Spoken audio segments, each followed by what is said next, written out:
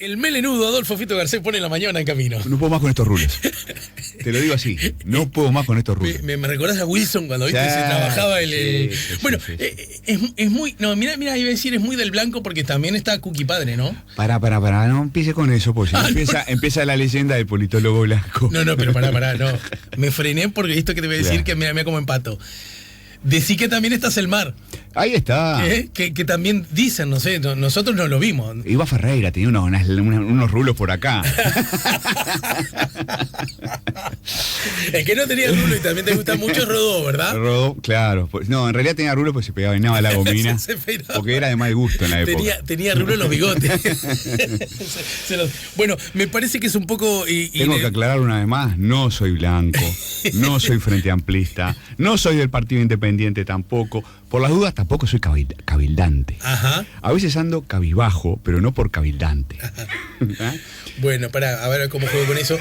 Y solo para molestarte, ¿no? Tampoco soy del PERI, aunque me simpatiza el PERI. Estoy contento con que haya partidos ecologistas en Uruguay. Precisamos más de eso. Ajá.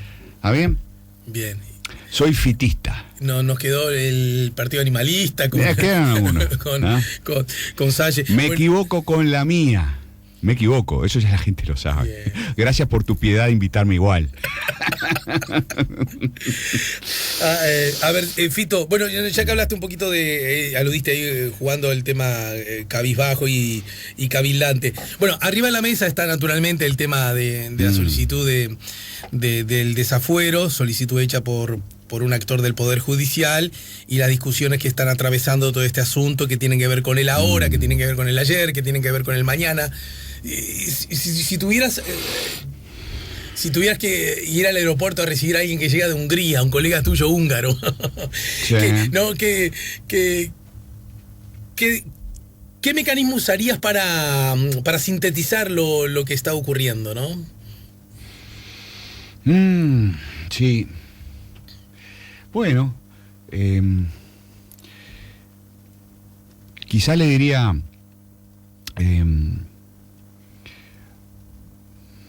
la democracia uruguaya es la mejor democracia de América Latina, una de las buenas democracias del mundo, pero no es perfecta. Y lo que acaba de ocurrir con todo este episodio, lo que está ocurriendo con todo este episodio del desafuero, muestra algunos problemas, más que de las instituciones, de las prácticas políticas uruguayas. Y también de las instituciones. Lo maté. No es sintético esto. Esto suena a una ponencia aburridísima en un congreso de ciencia política. Así que bueno, voy a hacerse la más fácil, amigo húngaro. Un político que no debió pasar a la competencia política de inmediato, después de tener un enfrentamiento con el presidente de la República, comandante en jefe del ejército, Guido Manín Ríos, y acá abro paréntesis, problema institucional, tiene que estar prohibido que altos jerarcas del Estado, sobre todo, ¿no?, los jefes de nuestras Fuerzas Armadas, puedan pasar, ¿no?, de la acción militar a la acción política, a la competencia política, sin mediar 5 años. No lo digas vos, lo digo yo. Vos lo dijiste acá, sí, en su momento, lo dijiste. Y lo seguiré diciendo. El absurdo que significaba que el comandante, no Manini, cualquiera, ¿no?, pudiese... Claro. No tuviese esa traba, y sí el presidente del BPS, por ejemplo, o el presidente de... Claro. O otros límites que hay, ¿no? Entonces, ahí cierro el paréntesis. Entonces, hay un problema institucional ahí, ¿no? O sea, en la reforma constitucional que la generación del 83 promoverá en los próximos 10, 15 años, ¿no? ¿Fue irónico el comentario? No. ¿Crees que es así. Antes de irnos del espacio público, la generación del 83 tiene que proponer una reforma constitucional para dejarle a las próximas generaciones mejores instituciones de las que ya tenemos. Entonces, creo que nuestra generación, la generación del 83, que tuvo que ver con la salida desde la dictadura a la democracia, tiene esa tarea histórica, creo yo. Bueno, eso si querés lo charlamos. Dale. Pero entonces, es una de las cosas que hay que hacer. Hay que prohibir en la Constitución este tipo de pasajes, esta circulación que genera malentendido. Entonces, problema institucional. Un político que pasa de ser comandante en jefe del ejército a ser político, o una persona que pasa de ser comandante jefe del ejército a ser candidato a la presidencia, hace campaña electoral durante un año, o casi, ¿no? Diciendo que no se va a amparar en los fueros parlamentarios después de ser denunciado por un fiscal, y luego cambia de opinión, ¿no? Cambia de opinión. Un año y pico después, cambia de opinión. Y eso ya deja de ser un problema institucional, ya pasa a ser un problema de las prácticas políticas. La política es eso, es una mezcla de instituciones y de prácticas. Y las prácticas están, sí, incentivadas por las instituciones, pero no están determinadas por las instituciones. Sí. Hay un espacio que le llamamos los politólogos, el espacio de la agencia. Los politólogos, los cientistas sociales, los economistas, ¿no? Siempre hablamos del espacio de la gente, del agente, ¿no? Del que está haciendo algo, ¿no? El espacio del actor. Bueno, en realidad, eso. Convengamos que es un espacio maravilloso. Claro. Digno solo del ser humano, ¿verdad? Alguien podría decir, una partitura de Mozart es escrita de igual manera. Sí. Y sin embargo el violinista X la interpreta de manera distinta al violinista H, ¿no? Claro. Y entonces, bueno, lo que está pasando, estamos en el medio de una gran discusión que ha tensado mucho al sistema político. Por eso nuestro colega húngaro va a mirar los informativos y va a escuchar La Mañana en Camino y todas esas cosas. Porque estamos en medio de un debate público muy intenso a propósito de esta decisión de Manini Ríos de terminar amparándose en sus fueros, que obliga, esta es mi interpretación, obliga al Partido Nacional, en particular, que es el principal partido de la coalición, y al presidente de la República, que es el jefe de gobierno, que obliga a privilegiar la unidad de la coalición y la gobernabilidad a lo que algunos blancos, al menos, creo yo, no sé si todo, pero que algunos dirigentes blancos hubieran preferido, que es votar el desafuero. Y con esto termino. Con esto termino. Desafuero, que era lo que correspondía. Claro. Porque lo que precisamos más que nunca en las democracias modernas es toda la transparencia posible, ¿no? Es toda la cristalinidad posible. Y correspondía despejar estas dudas respecto a cómo fue que actuó el entonces comandante en jefe del ejército, Guido Manini Ríos, en el sonadísimo caso, ¿no?, de las declaraciones de Nino Gavazo en el Tribunal de Honor. Hubiera correspondido el pase a la justicia para tranquilidad de todos. Y hasta para, yo diría, hasta para que Manini Ríos pudiera seguir haciendo carrera política. Voy a exagerar por una vez. Bueno, a ver, ya que está el húngaro, ¿no? Para explicarle al húngaro cómo son las cosas, voy a exagerar por una vez. Yo creo que Manini Ríos perdió 200.000 votos en 24 horas. Eso es lo que yo creo. Obvio que me puedo equivocar, obvio que es una exageración, pero creo que hay un costo político enorme el que va a pagar Manini Ríos por cambiar de opinión en un tema tan importante. Bueno. Da la sensación que, y la hipótesis, eso lo decís, me agarro de eso para llegar a este otro. ¿Lo decís los 200.000 votos que potencialmente pudiese obtener de a quién más? No, lo que tenía. Sí. ¿Vos decís que esto a la barra cabildantes no le gusta? Mira, yo creo que es una herida muy fuerte en la credibilidad, ¿no? Una herida muy fuerte en la credibilidad de Manini Ríos. Muy fuerte. Y cuando se instala una herida tan fuerte en la imagen, después, claro, es un periodista que te pregunta, 2 periodistas que te preguntan, 4 periodistas, 5 periodistas, 10 periodistas, ¿no? Y es todo el mundo comentando en todos lados, che, qué increíble esto, ¿no? Y cuando querés acordar, quedó instalado que dijo una cosa e hizo otra. Y eso es una tragedia para cualquier político, ¿no? Entonces yo creo que es un grave error el que cometió. Y dejando de hablar de Manini para hablar de lo que es realmente mucho más importante, que es la calidad de la democracia. Perfecto. Es un problema para la democracia uruguaya. Y eso tiene que ver con el tema de nuestras prácticas como polis, ¿no? Como comunidad política. No es tan frecuente en Uruguay, que los políticos cambien tan radicalmente de discurso o de posición. No es tan frecuente. Pero cada tanto pasa. Y cuando pasa, ¿no? Los que nos dedicamos a análisis político, que tenemos como única, como única ilusión poder contribuir a mejorar la calidad de la democracia, debemos señalarlo. No nos hace bien como democracia que los políticos digan una cosa y después hagan otra. Debe ser censurado por la opinión pública. Sobre este asunto me parece interesante el comportamiento del arco de gobierno, de la coalición multicolor, y de las actitudes distintas que han tomado en el Senado, convengamos, porque, por ejemplo, el Partido Independiente está también, pero justo no está en el Senado. Entonces, no está en el Senado, pero si estuviera en el Senado, acompañaría a Ciudadanos. Bueno, no votando el desafuero. Yo tengo esa convicción, ¿no? Claro, como lo hizo Ciudadanos, por ejemplo, ¿no? El Partido Colorado está dividido, vos ibas a eso. Si la coalición está dividida en torno a esto.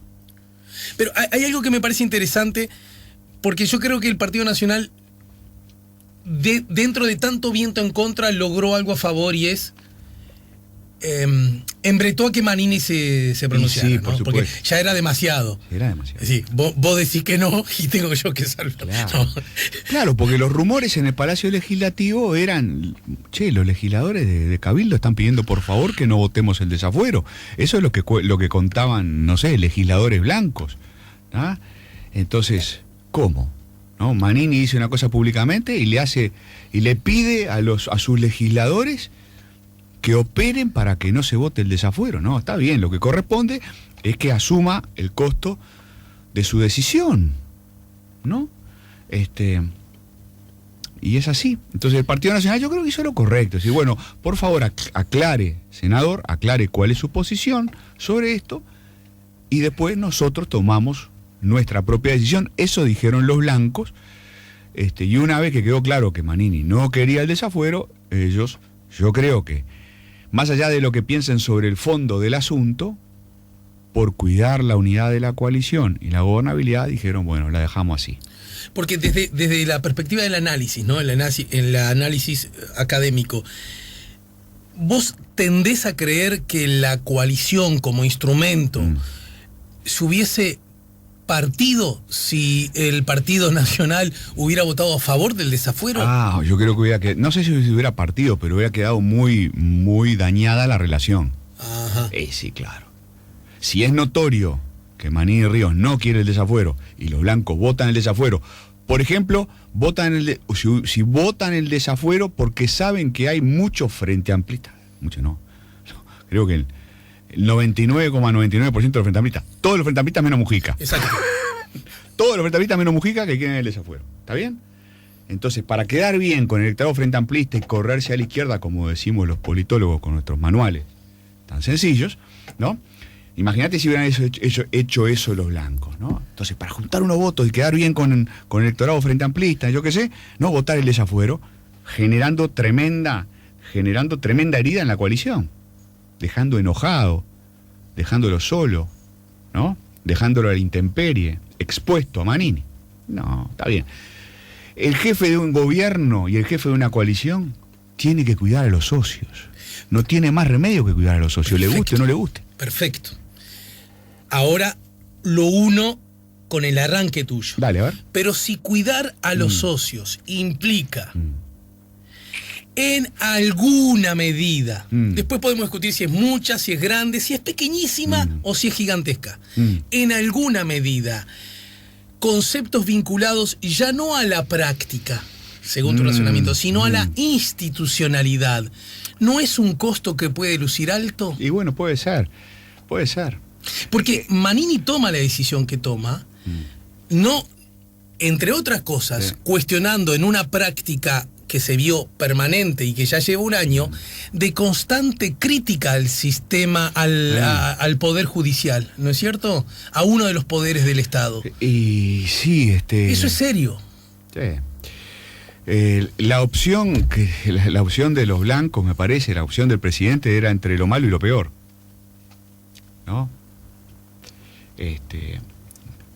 El propio Lacalle Pou políticamente, ya lo ha manifestado más de una vez, está a favor de los desafueros. Él, ¿no? Cada vez que hay una discusión... Mejor dicho, está en contra de los fueros, de la existencia de los fueros, ¿no? No. No elevó un proyecto de ley. Bueno, ahora me dejaste en la duda. Sí. Pero, en todo caso, sí está claro que cada vez que se plantea una discusión sobre si hay que levantar los fueros, él está a favor. Él está a favor de que se levanten los fueros. Y yo creo que está bien. Mi posición es, está bien que existan los fueros, porque si no se judicializa muy fácilmente la política. Sí. La manera más sencilla de matar a alguien es hacerle una denuncia o una calumnia, ¿viste? ¿Está? Entonces, estaríamos sacando todo el tiempo, estaríamos sacando un legislador por día del Parlamento y violando la opinión pública. Ahí sí, ¿no? Dañando radicalmente la representación. Creo que está bien que existan los fueros y está bien que se puedan levantar y está bien que sea más bien la práctica, más bien habitual, ¿no? Levantar los fueros. Hay que levantar los fueros, ¿no? A menos que sea notoriamente una calumnia. Pero en casos dudosos, ¿viste? Como este, en casos dudosos. Y esa es la posición que ha tenido la calle Pou. Entonces, yo creo que ha tenido que elegir entre lo malo y lo peor. Lo malo, bueno, yo creo que no levantar los fueros, para él, en este caso, no debe ser una buena solución. Yo supongo que se da cuenta que hay un costo, ¿no? Por ese lado. Entre otras cosas, hasta hay un costo político para los blancos, porque mucha gente dice, che, entonces al final están cubriendo a Manini, bla, bla, bla. ¿Tá? Y es un buen argumento político, ¿no? Y lo peor es a un socio clave que tiene 3 senadores, cuando no te sobra mucho, infligirle una herida, ¿no? Yo te diría que Manini le queda viendo un favor. ¿No? Y cuando se te viene la discusión del presupuesto, se te vienen tiempos difíciles, porque son tiempos difíciles para el Uruguay, ¿no? No es una buena idea fragilizar, expresión que no me gusta, pero que es muy clara, la coalición de gobierno. O sea, yo entiendo, creo que en la lógica del presidente la entiendo, la lógica de los blancos la entiendo. ¿Se puede decir que el presidente hace algo que no o recomienda hacer algo sí, claro, que no le gusta? Si yo conozco bien, interpreto bien lo que él piensa, yo creo que es así, pero, en fin, no soy yo el mejor intérprete. Habría que preguntarle a Álvaro Delgado o a alguien así, alguien más cercano al presidente, ¿no? Bien, sin embargo, el argumento que decide la bancada de senadores del Partido Nacional hace hincapié en otro asunto, ¿no? Hace hincapié en lo jurídico. Sí. Recomiendo que lean el editorial de Búsqueda de hoy, de Andrés Danza, que está excelente. Andrés Danza dice, en Uruguay, aunque no nos guste reconocerlo, siempre lo político termina estando por arriba de lo jurídico. Y en esta decisión que toma el Partido Nacional, que invoca argumentos jurídicos, en el fondo, lo que hay que leer entre líneas es un argumento político. Es decir, invocan argumentos jurídicos, pero en el fondo es una decisión política para preservar la coalición. Bueno, a tal punto ocurre eso. Ayúdame, Fito, y mandame el óvulo si fuera necesario. A tal punto ocurre eso, que si estás convencido que los argumentos jurídicos son tan fuertes, no necesitas de Manini ni de su declaración para tomar tu decisión. ¿Se entiende? Por supuesto. ¿Para qué vas a pedirle que el hombre se exprese primero si vos jurídicamente entendés que no hay cabida? Por supuesto. Claro, y el argumento jurídico es sólido, ¿no? El argumento jurídico es, bueno, esto viene de 1830, ¿no? De la primera Constitución. El argumento jurídico es, según la Constitución, según todas nuestras constituciones de 1830 para adelante, se pueden levantar los fueros si los parlamentarios consideran que hay razones para la formación de la causa. Si hay razones jurídicas para formar una causa, es decir, para, como se dice ahora, para formalizar. Exacto, ¿no? exacto. Para darle trámite judicial a una denuncia. O sea, la Constitución pone a los legisladores a actuar casi como jueces. Esto lo ha explicado Botinelli en más de una nota en El Observador. En fin, entonces los dirigentes blancos que hicieron informes han enfatizado sobre eso, diciendo, bueno, nosotros entendemos que no hay razones jurídicas, ¿no? Bla, bla, bla, bla. Discrepan con el fiscal Morosoli en ese sentido, que no hay razones jurídicas. Bueno, pero en el fondo, yo creo que acá lo que terminó predominando, es una razón política. Cuidar la coalición, no dejar a la intemperie, solito, agraviado y enojado, a un partido clave para la gobernabilidad en este periodo de gobierno. Desde la mirada estrictamente académica, de acuerdo a cómo funcionan los partidos, Fito, ¿es posible sostener que Manini pensaba una cosa y los integrantes de su partido pensaban otra, y esos integrantes le hicieron cambiar de opinión a Manini? Es muy difícil, ¿no? Porque, no sé, es un militar, ¿no? Acostumbrado a otra cosa. Los votos son suyos, ¿no? Están todos ahí gracias a Manini y su popularidad. Entonces, no, eso no es creíble. Lo que sí es posible es que Manini haya ido cambiando de opinión. Da toda la sensación de que Manini, no se asesoró bien en su momento.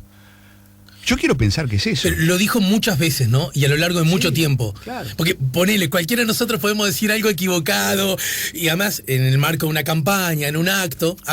Sí, yo estoy de acuerdo. El pecho se le infla a cualquiera. Sí. Y ahora, una vez, otra vez, un día, otro día, sigue. Bueno, pero en todo caso, si él hubiera querido el desafuero, él se planta frente a su partido y se terminó. Le dice, miren, la verdad, yo sé que me piden todo esto, pero miren, no, discúlpenme, pero no, yo le pido a los senadores Domenech y Lozano que voten mi desafuero porque yo di mi palabra. Y se terminó. Se terminó la discusión. ¿Te acuerdas que es el dueño del partido? Como decía Talvi, es una unipersonal. ¿Te acuerdas cuando decía, no? Que no, y que Cabildo y el partido, no sé, que Cabildo y el Partido de la Gente eran unipersonales? Bueno, en el fondo, por ahora es uno unipersonal, independientemente de que haya mucha gente militando hoy por hoy en Cabildo, ¿no? Pero el jefe, el conductor, expresión que le gusta usar, ¿no? Expresión peronista, que le gusta usar a Manini Ríos, es él. Si él hubiera querido el desafuero, se planta frente a su partido y se terminó la discusión. ¿Hay puntos de conexión entre Cabildo Abierto con la aparente fuerte influencia que tiene el pensamiento de Tucho Metol Ferré, por ejemplo? Y ya que mencionaste el peronismo, la mirada continental, el afuera, lo foráneo, hay vasos comunicados, diría Grego. Lo religioso, lo católico. Hay vasos. ¿Lo charlamos luego de la pausa? Sí, aunque no soy el mejor para hablar de esto, bien, pero sí. La respuesta corta es que sí. Bien. Para tu amigo húngaro. Estamos poniendo la mañana en camino. Para el amigo húngaro, igual no intentemos explicarle que es el peronismo, ¿no? Ahí se tiene que mudar a vivir, ¿no? Tal cual, Argentina. Estamos poniendo la mañana en camino, estamos en el 98.7, estamos con Adolfo Fito Garcé. Nos queda esa pendiente y otra. Según algunas observaciones a propósito del presupuesto, le recuerdo a los oyentes y te cuento a vos que en un rato vamos a hablar con Gabriela Mordecki del presupuesto. Qué bueno. Pero Gabriela, como buena docente, ¿sabés qué nos propone, teniendo en cuenta que esto recién empieza? Hablar del presupuesto, no de este en particular, sino primero qué es un presupuesto, cómo se elabora, qué importancia tiene. Buenísimo. Ese es un asunto que me parece que va a ser muy útil para todos nosotros.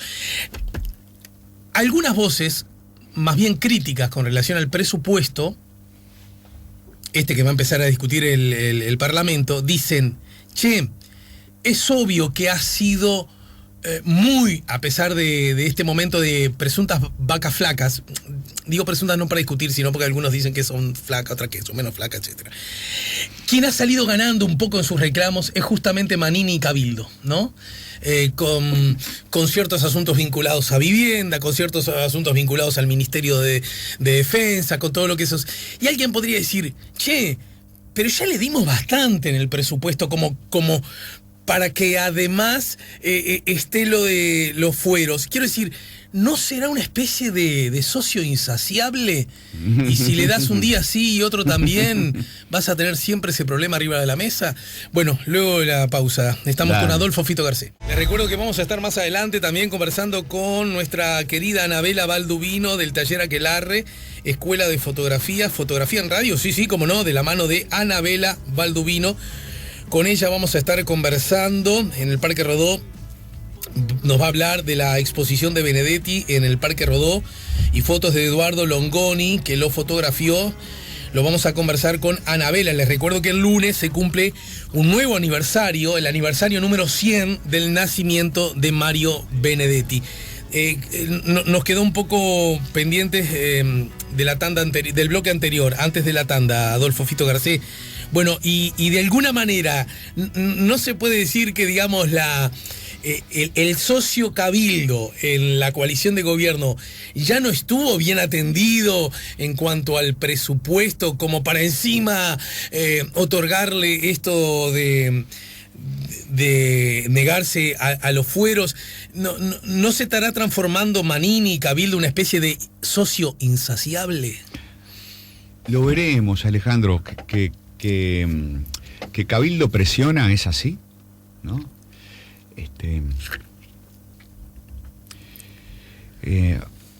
La analogía, yo ya lo charlamos una vez acá, hay una analogía muy, muy interesante, ¿no? Analíticamente, entre Mujica, Vázquez, Manini y Lacalle Pou, ¿no? El MVP también fue un socio muy difícil para Vázquez, ¿no?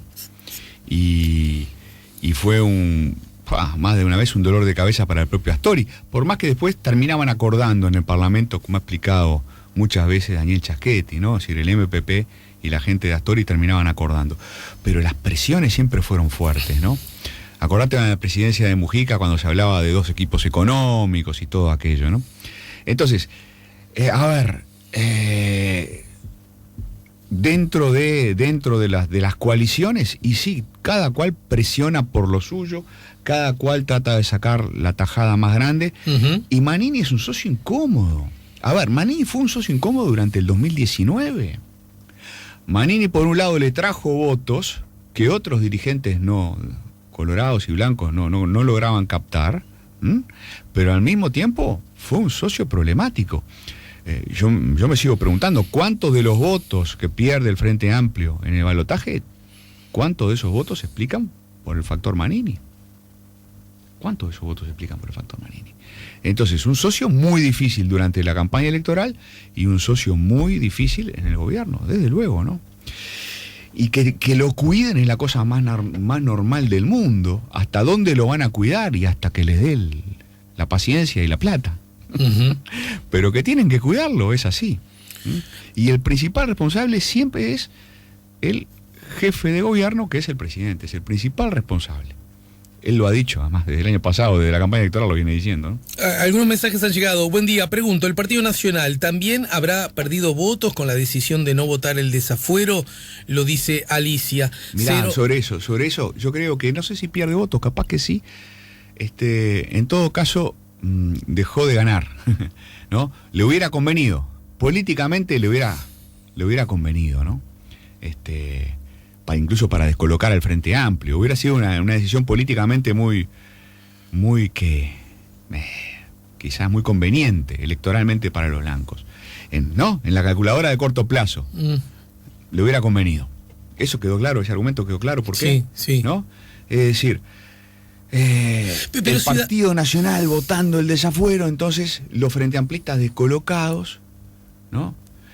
El Partido Nacional corriéndose a la izquierda, acercándose a un reclamo del Frente Amplio, te corres a la izquierda. No lo hizo, dejó de ganar, capaz que hasta perdió. ¿Por qué no lo hizo? Creo que pensando en la estabilidad de la coalición. Dos comentarios sobre ese argumento. Si damos por bueno que si hubiera votado el Partido Nacional a favor del desafuero, si damos por bueno que hubiera descolocado al Frente Amplio, podríamos inferir entonces que para fortuna del Frente Amplio, el Partido Nacional vota en contra del desafuero. Yo creo que sí, para el Frente Amplio es mejor, sí, claro. Y yo creo que Pero sí. entonces, con ese mismo razonamiento, ¿Ciudadanos obra a favor del Frente Amplio al votar a favor del desafuero? No lo sé, quizás como coalición, no sé, capaz que como coalición, tener un puntero izquierdo, está bien. Es decir, hoy por hoy, el Ciudadanos y el Partido Independiente convergen mucho y son como el ala izquierda de una coalición de centro-derecha. Claro, pero la parte más centrista de una coalición. Eso está bueno. Lo brutal y paradójico de esto que acabas de decir, que puede verse así, es que si yo lo ato con lo del arranque que vos señalaste, en realidad, ¿estamos hablando acá de izquierdas o derechas o estamos hablando de de la calidad institucional y por ende de la calidad democrática. Eso, ¿No debería ser algo que defendamos todos? Sí. Los que quieren más Estado, menos Estado, más políticas sociales, menos políticas sociales, más impuestos. No importa, esa es la discusión política. Lo otro no se toca. Si lo resolvemos en lógica derecha, izquierda o a favor en contra del Frente Amplio. Claro, por eso. ¿No achicamos la...? Sí, claro, y bueno, sí. Por eso, además de los políticos, tienen que existir los ciudadanos, tienen que existir los periodistas, tienen que existir los politólogos, los intelectuales, ¿no? Para poner énfasis en lo que realmente importa. A los políticos es normal que los políticos estén con la calculadora arriba de la mesa. Es normal que un jefe de gobierno esté cuidando de la coalición, ¿no? Es normal que Ciudadanos calcule, es normal que el Frente calcule, todo eso es normal. Ahora, nosotros, los que no tenemos la calculadora arriba de la mesa, nos podemos dar el lujo y tenemos la obligación claro, de decir, bueno, miren, más allá de la calculadora está lo que realmente importa, que es la calidad del juego. Después jueguen de la mejor manera posible, ganen y pierdan. Pero lo más importa es la calidad del juego. En términos de la calidad del juego hay instituciones y prácticas, ¿no? Ciertas instituciones hay que cambiarlas, ciertas prácticas no deben repetirse y hay que cuestionarlas. Bien. Como la práctica de cambiar de discurso.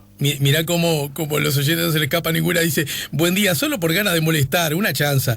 Garcés en la lista de partidos se olvidó de decir que tampoco es colorado o sanguinetista o de Ciudadanos. Corresponde que lo incluya. Gracias. Uy, qué nervios. Acá puede leerse dos más. Ay, ahora sí me descubrieron. Vamos a jugar. O en efecto, no lo dijiste porque es lo que sos, o el efecto es lo que sabemos cualquiera que bajo ninguna circunstancia se dice. Mira, o sea que fui a dar una charla a la casa del Partido Nacional, ¿no? Porque yo voy a dar una charla allí donde me inviten voy, ¿no? Y me invitaron a una charla y en un momento, hablando del Partido Colorado, les dije, bueno, y ahora voy a hablar del Partido Colorado, pónganse de pie. Sí, hablando de lo frágiles que pueden llegar a ser los partidos, ¿no? Y de cómo las grandes crisis a veces hacen naufragar grandes proyectos, y recordando que el Partido Colorado en la crisis del 2002 pasó del 33 al 11%. Así es. ¿No? Perdió la tercera parte, las 2/3 partes de su apoyo electoral. Dije, ¿no? Y acá ustedes deberían ponerse de pie cuando hablo del Partido Colorado. ¿Y se pararon o qué? No. Me dijeron, mira, Fito, la salida está por ahí. Dice Jorge de Goes, buen día, me parece muy benévolo con los blancos el señor Garcés, políticamente nunca le iban a votar el desafuero, sobre todo conociendo la conducta díscola e impredecible del partido militar. Los votos de Bordaberry los llevó todos Manini. Pero en todo caso por ahí venía lo tuyo, me pareció, ¿no? Que justamente en esa posible conducta que podría tomar Cabildo es que el Partido Nacional se vio obligado a mantener al socio, digamos, ¿no? Claro, es como decir, bueno, a ver,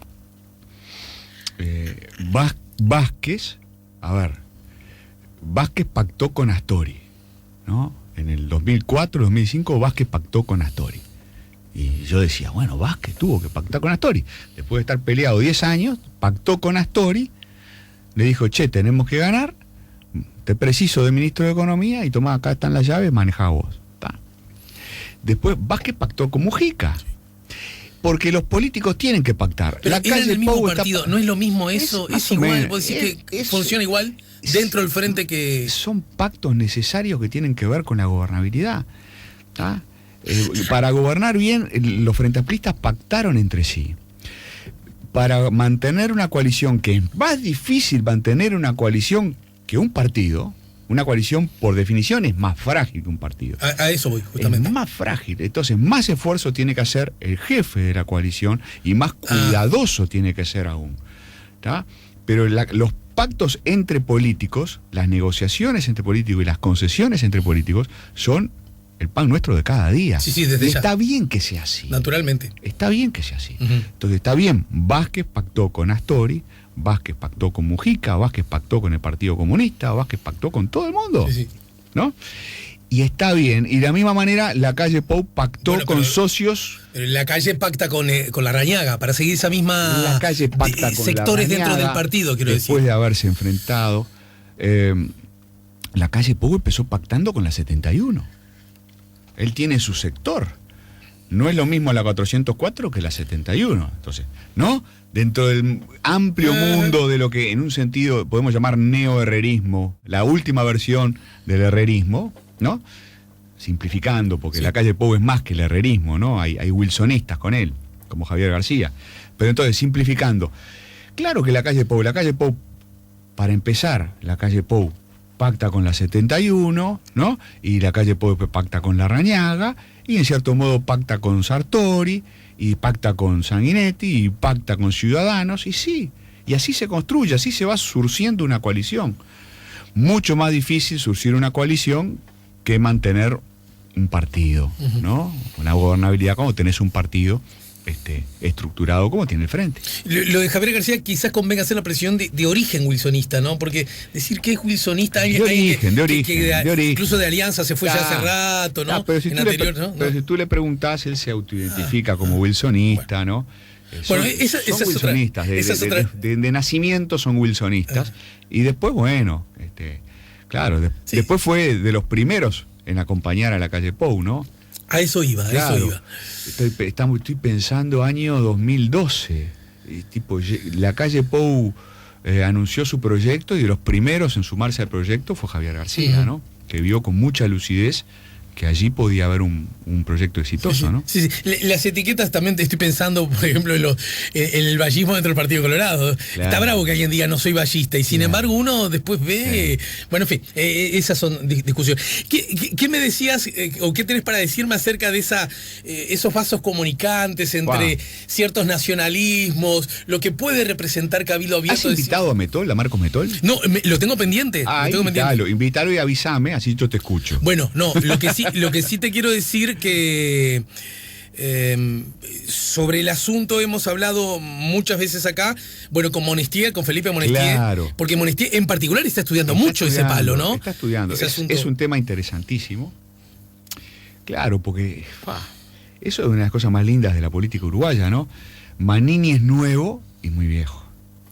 Manini es un actor muy nuevo, decíamos, ¿no? Y en cierto modo un socio incómodo para la calle Pou y un socio incómodo en la campaña electoral, pero él representa toda una tradición muy antigua, ¿no? Los Manini en la política uruguaya son toda una institución, ¿no? Que más de un dolor de cabeza le generó a Valle de Ordóñez en su momento, ¿no? Pedro Manini Ríos. Claro. Más de un dolor de cabeza, no. Un dolor de cabeza inmensísimo, ¿no? De los primeros en pelearse con Valle de Ordóñez por el proyecto colegiado fue Pedro Manini Ríos, ¿no? Uno de los que organiza la revuelta de los senadores, como se llamó en aquel momento, ¿no? La rebelión de los senadores contra el proyecto del colegiado, fue Pedro Manini Ríos, tío de Guido y de Hugo, ¿no? En fin, entonces... Tío abuelo. Tío abuelo. Entonces, viene muy de lejos los Manini, y está esta conexión tan interesante con el pensamiento de Tucho Metol, que a su vez es como la cabecera de puente del peronismo en Uruguay, ¿no? Tucho Metol es uno de los que, en cierto modo, es de los que más leyó, seguramente, el peronismo, de los que más sintió que por ahí podía haber un proyecto político interesante también para Uruguay. Entonces, por ejemplo, para códigos para la gente, que capaz que todavía hay como 2 o 3 que no me escuchan, si no los aburrimos. Mira, por ejemplo, en el discurso que acaba de hacer Manini, ¿no? Para justificar que se iba a ir de sala, él habla del conductor. Dice, la responsabilidad del conductor. Bueno, conductor. El arte de la conducción, Domingo Perón. El que hablaba de conducir, el que no hablaba de liderar, el que él decía, el conductor, era Perón. ¿Ah? Código peronista. En lo que tiene que ver, seguramente con el papel del Estado. El peronismo es camaleónico, ¿no? Sí. Hubo muchos peronismos, pero el peronismo de Perón es un peronismo estatista, es un peronismo del Estado, ¿no? Y en Manini uno puede reconocer, ¿no?, la defensa del Estado.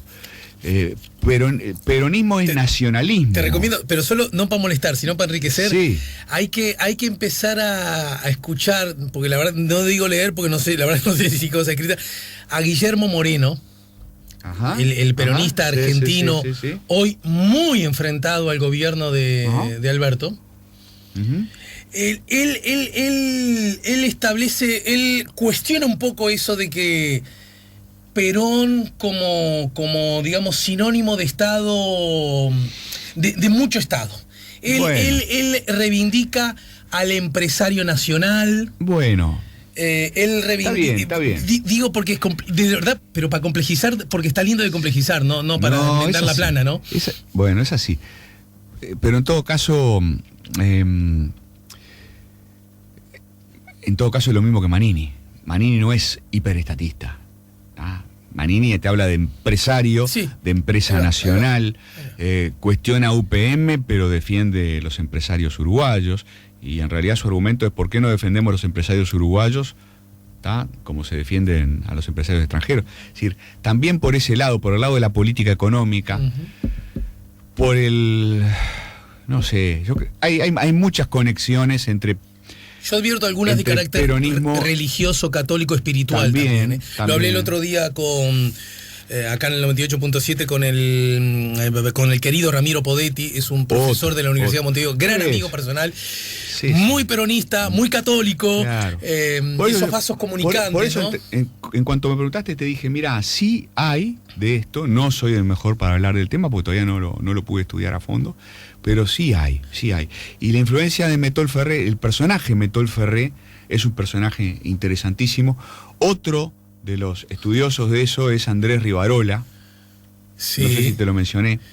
Andrés Rivarola es uruguayo, es historiador económico, es el director del Instituto de Altos Estudios de América Latina en la Universidad de Estocolmo, en Suecia, pero cada tanto viene a Uruguay. Y es un gran lector de Metol y está estudiando mucho sobre todo esto, ¿no? Entonces sí, claro, ahí hay otra clave para descifrar. Está el Papa Francisco también ahí, claro. Gran lector de Metol Ferré. Ahora, claro, como siempre, ¿no? Manini. Bueno, ¿por cuánto tiempo seguiremos hablando de Manini? Porque una de las primeras cosas que dije fue, para mí, acá se acaba de hipotecar su proyecto político, ¿no? Acaba de hipotecarlo. Una hipoteca no quiere decir, no es lo mismo hipotecar que fundir, ¿no? No que fundió su proyecto político, pero lo hipotecó, ¿no? Con esta decisión lo hipotecó. Entonces, bueno. Bien. Fito, te dejo por hoy. Quizá como ahora que se está buscando la vacuna del COVID, quizás el asunto es hablar un poco menos de Manini y hablar más de la profundidad y la calidad institucional. Y cuando esa corre riesgos, o por lo menos empieza a ser sistemáticamente cuestionada, hay que abrir los ganchos. No, eso es así. Por eso porque estoy tomando tu sí, eso es así. Tu razonamiento. Y de verdad que lo que dije, si tenés 2 minutos más, mirá, lo que dije sobre la generación del 83 lo pienso. Pienso escribirlo en algún momento, ¿no? Creo que este país precisa una reforma constitucional. Ninguna reforma constitucional se hace de un día para el otro. Capaz que precisamos 10 años de discusión sobre qué reforma constitucional precisamos. Pero de verdad que la generación del 83, que fue importante en la salida de la democracia y que hoy está cortando el bacalao. Para que no quede nadie afuera, ¿de quiénes estás hablando? Estamos hablando de Pepe Vallardi, estamos hablando de Beatriz Argimón, estamos hablando de Pablo Iturralde, estamos hablando de Javier García. Gandini también, estamos hablando de Gandini. En el frente hay un montón. Estamos hablando de Mario Vergara, ¿no? Estamos hablando, quizás hasta podemos agregar a Yamandu Orsi ahí. Es decir, la generación que hoy estamos en la cincuentena o entre los 50 y los 60, sí. ¿Viste? Esa es la generación del 83, que tiene, ponele como con suerte y viento a favor, 10 o 15 años más de protagonismo en la vida pública. Y que está como en el momento culminante de su influencia. ¿Está? Y esa generación para mí tiene una responsabilidad. Esa generación con la que me identifico tiene una responsabilidad, que es legar al futuro, legar algunos cambios institucionales. Porque es una generación muy identificada con la democracia, súper identificada con la democracia. Mucho más de los que vinieron después, que me perdonen. Porque nosotros padecimos, claro. Nos criamos en dictadura. ¿Está? Y además es una generación que claro, como se socializó políticamente en un momento muy especial, es una generación que es un poco menos dogmática, ¿sabes? Creo yo, ¿no? Porque hubo el abrazo interpartidario sin problema alguno, Siempre, porque el objetivo era otro, superior. Y vos los ves a veces a Pablo Iturralde discutir yo los veo a Pablo Iturralde discutir con Bayardi, y discuten pero se quieren, porque tienen un pasado de lucha común contra un enemigo común, ¿tá? Y contra un desastre común. Y yo creo que esa generación tiene una responsabilidad muy importante. Este país precisa una reforma constitucional. Tiene que ver con lo que decíamos, ¿no? De ciertas limitaciones para pasar desde cargos públicos a la competencia electoral. Tiene que ver con terminar con esto de las candidaturas múltiples a las intendencias, para mi gusto, ¿no? Tiene que ver con modificar radicalmente el sistema de gobierno a nivel departamental. ¿Tá? No puede ser que los intendentes, que sea tan difícil controlar a los intendentes. Claro. Los sueldos de los intendentes, muchos sueldos de los intendentes son indecentes. ¿Tá? El sueldo del intendente de Montevideo es más o menos la mitad del sueldo del intendente de Maldonado. Hay que cambiar cosas en el segundo nivel de gobierno. Hay que incorporar de una vez por todas mecanismos para que los uruguayos que viven en el exterior puedan participar de la vida política. Yo creo que hay que crear el famoso Departamento 20, ¿no? La circunscripción electoral número 20, ¿no? Para que estén representados los uruguayos que viven en el exterior. Como ocurre en casi todo como en muchos lados, ¿no? Yo creo que no tienen que votar presidente, pero que tienen que votar representantes, tienen que tener como mínimo 2 diputados, ¿está? Y así.